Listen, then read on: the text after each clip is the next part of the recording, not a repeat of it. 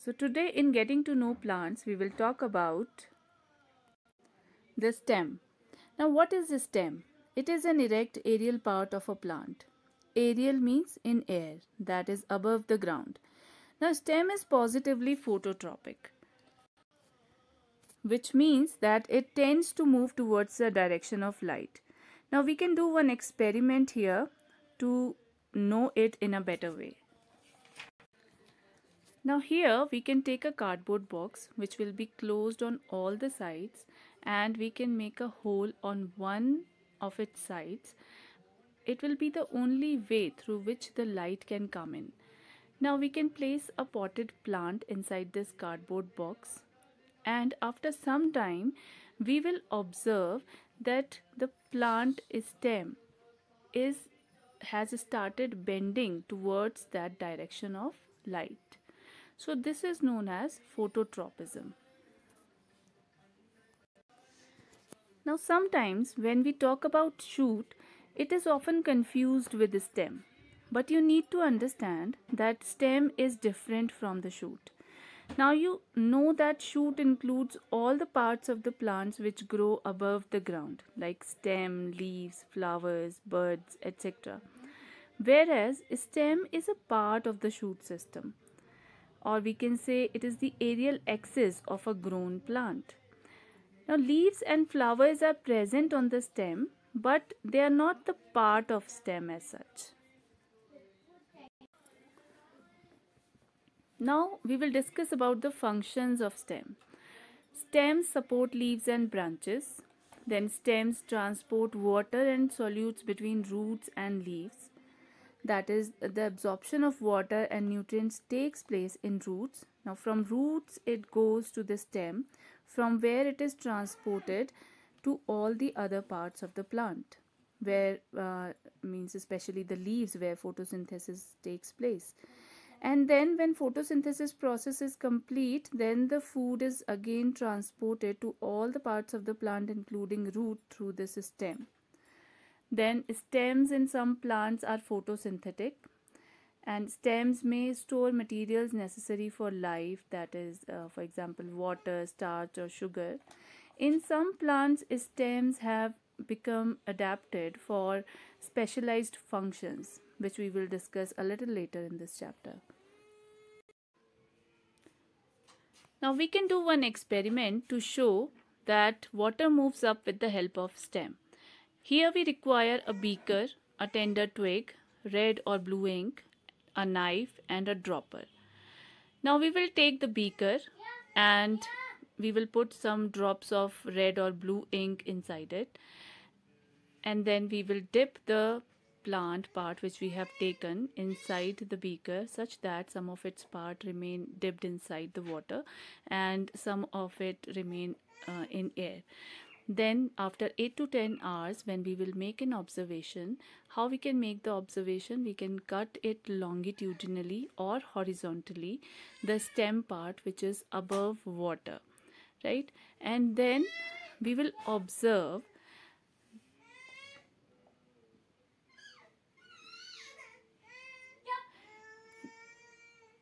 now here we can observe small patches of the red ink.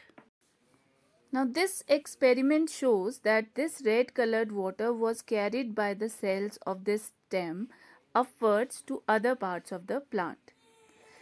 Now let us look at some modifications of stem. Now stems are modified in various ways in various plants to perform different functions. Now, except providing medium of transportation of nutrients, now this stem performs different other functions also. Now, like food storage in case of sugarcane. It also gives mechanical support to the plant.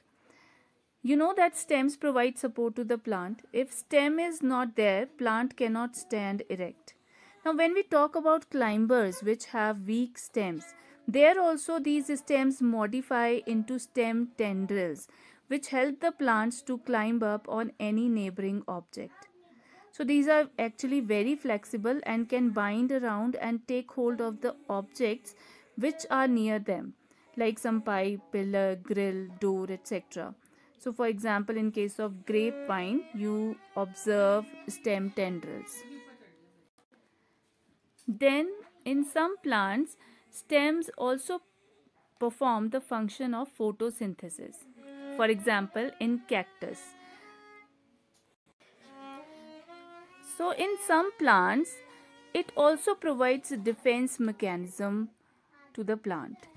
Now, stem also are sometimes modified into thorns, like in case of lemon or rose plant, to provide protection from the enemies.